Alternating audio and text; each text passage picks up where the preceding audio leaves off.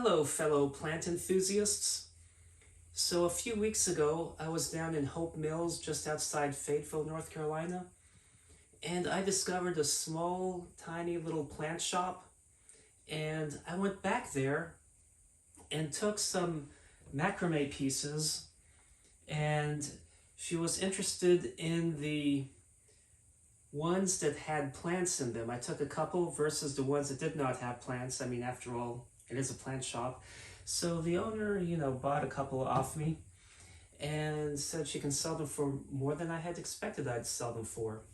So I was a happy camper. She was a happy camper. And then she requested I make a macrame build using a teardrop terrarium. So I have 3 smaller ones that I still need to remove the rocks that they glue in when you get these. I bought these on clearance just for the container. And this one.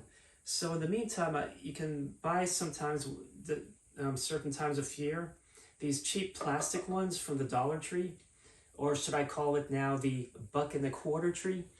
So I'm going to make one using this so that I can at least get practice before I make one with the glass one. However, this has a long neck, the teardrop shape, whereas this is more circular. So they're not going to be quite exact. And this actually can come off. So it actually has a little niche so that it can stay put in there. So when you screw it, it will screw on tight. And I'm debating if I want to keep that or not, but it looks weird without it, so I'll probably just keep this in here. I just don't know if it's going to look tacky. So now I need to determine what kind of cording I want. So something like this is way too thick. And then there is this white one, which I think I'm going to do just to have a neutral color. Now, when you're creating a macrame project and you're not sure how long the cording you need, typically 3 times as long for each segment because it's usually curled around. But I also need a key ring. So let me see if I find a loose one. Nope, so I'll have to just yank one out. And this is going to be a fun build, isn't it? So 1, 2. Actually, I want it to hang down a little, so 3 times this length will be suitable.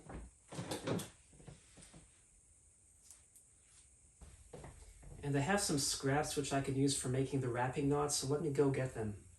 So I had a bunch of longer pieces that I saved in case I ever need them. And I'll set that there. I need to now go ahead and loop this in here. And that's 4. So now I can go ahead and do the wrapping. Okay.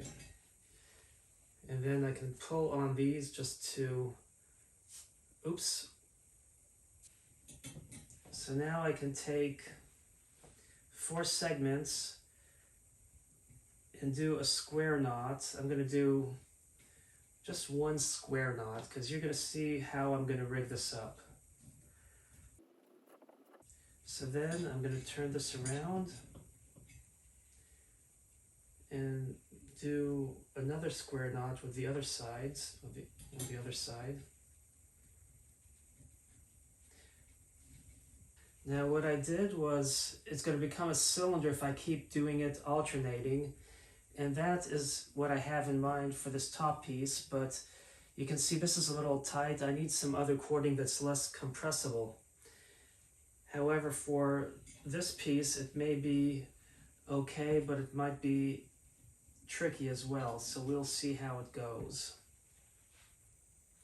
It's actually not looking too bad as it gets a little longer. So let me make this just a little bit longer, and then we'll go ahead and work on this a little more. So it's getting there. It's not looking too shabby, is it? It has nice coarseness, which kind of gives it a nice effect. And it will be about that tall, which seems about right. I'm going to make it just a little longer, just because I think it would look a smidgen better if it was a little longer.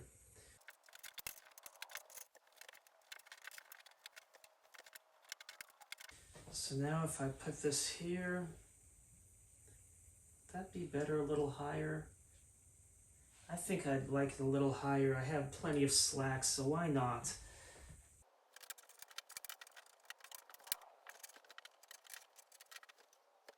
I kind of like that height, so I'm gonna go with that. So as you can see, it's almost like, you know, those Chinese handcuffs, the little tubes that you stick your fingers in and you can't loosen them. That's what this style looks like. I don't know if there's a special name of this kind of knot in macrame or not. It's one that I concocted over a year ago, so I'm not sure if it's one that's been tried. So now I have to figure out a look for this, and I'm going to put these 4 back there.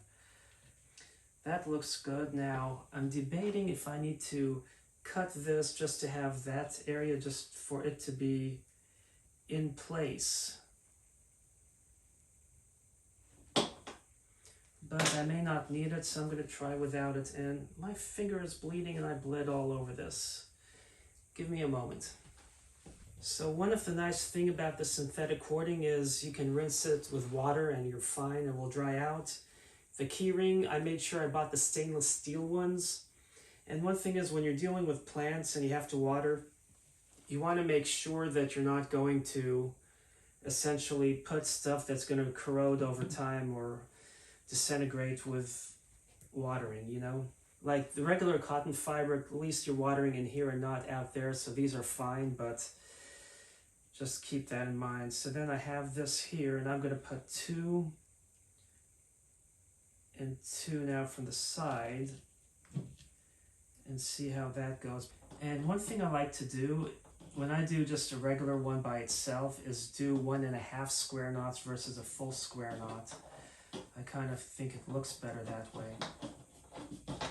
And then stretch this out. So now I have this in the front like that, and these coming around here and those coming around there.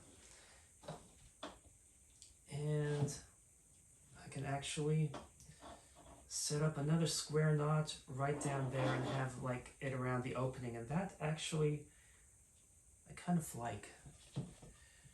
So I'm going to do that. It can be a little tighter. That actually doesn't look too bad. I kind of like it. So then I can tighten this square knot, tighten the string, the cording. Make sure this will be lined up. It can be a little tighter still. You see that? It is snug.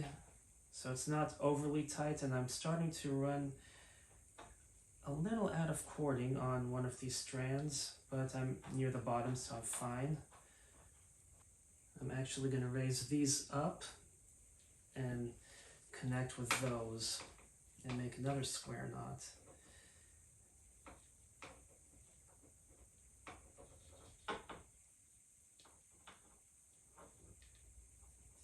Or should I say 1.5 square knots. There. Now you see how there's play here?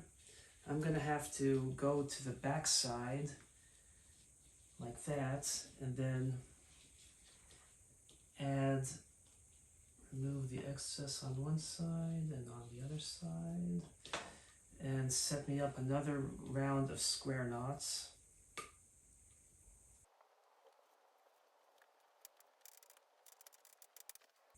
And now we have all these, which I need to deal with. And this is the tricky part, because they're all hanging out the back side and they're not centered.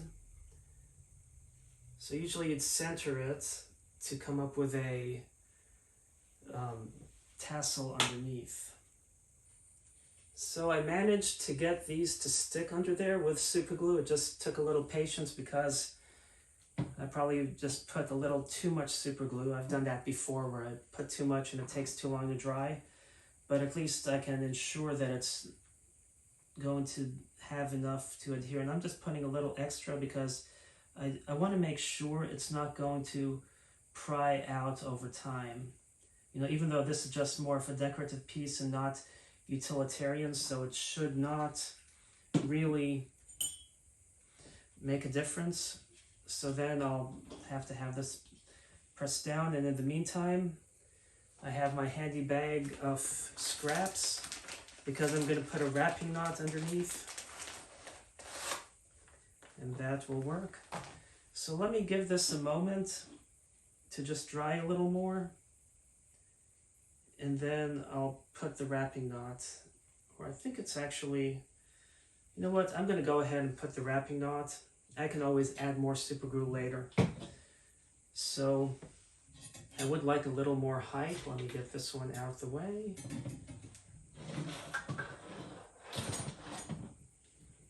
Let me tell you, I bought this thing from an antique store, and it is difficult to find one this big. They always make the little tiny ones for like pocket watches and stuff.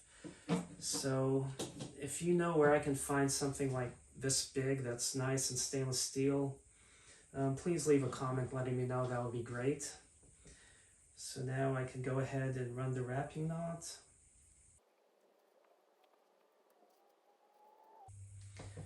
Okay.